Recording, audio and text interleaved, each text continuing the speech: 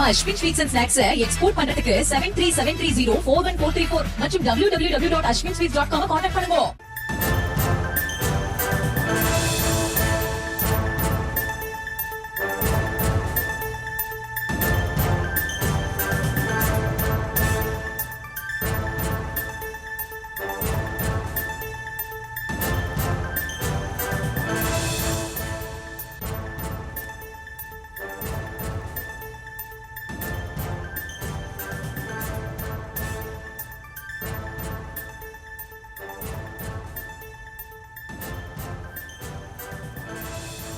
ஐந்தாயிரம் நெல் மூட்டைகள் மழையில் நனைந்து சேதமடைந்திருப்பதாக விவசாயிகள் கவலை தெரிவித்திருக்கக்கூடிய அன்னை செய்தியை நாம் பார்த்து வருகிறோம்.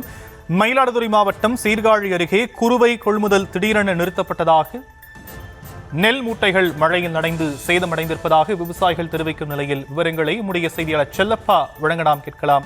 செல்லப்பா, விவசாயிகள் மேலும் என்னென்ன விஷயங்களை சொல்லியிருக்கிறாங்க, அதிகாரிகள் சொல்வது என்ன? வணக்கம் சார்.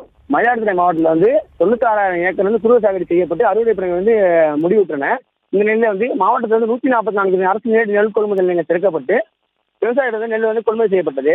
ஆனால் கொள்முதல் நிலையங்கள் நெல் மூட்டைகள் கிடங்கிற்கு அனுப்பி வைக்கப்படாமல் ஒவ்வொரு அரசு நேரடி நெல் கொள்முதல் நிலையங்களிலும் திறந்தவெளி மற்றும் நிரந்தர கட்டிடங்களிலும் சுமார் 5000க்கும் மேற்பட்ட நெல் மூட்டைகள் அடுக்கி வைக்கப்பட்டிருந்தன. இதனால் விவசாயிகள் கொண்டு ஒரு நெல் மூட்டைகள் மழையிலே நனைந்தபடியும் திறந்த வெளியிலே அடுக்கி வைக்கப்பட்டிருக்கின்றன.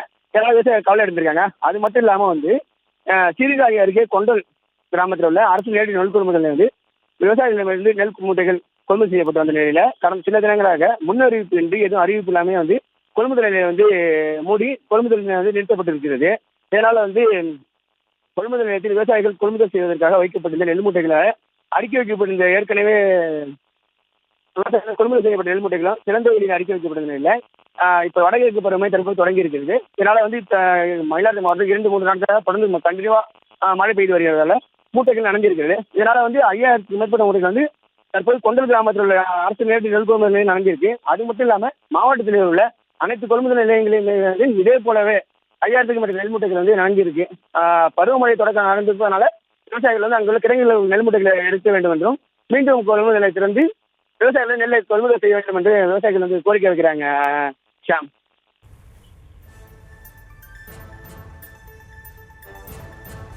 விவரங்களுக்கு நன்றி செல்லப்பா. நம்ம Ashwin sweets and snacks export பண்றதுக்கு 7373041434 மற்றும் www.ashwinsweets.com கான்டாக்ட் பண்ணுங்க.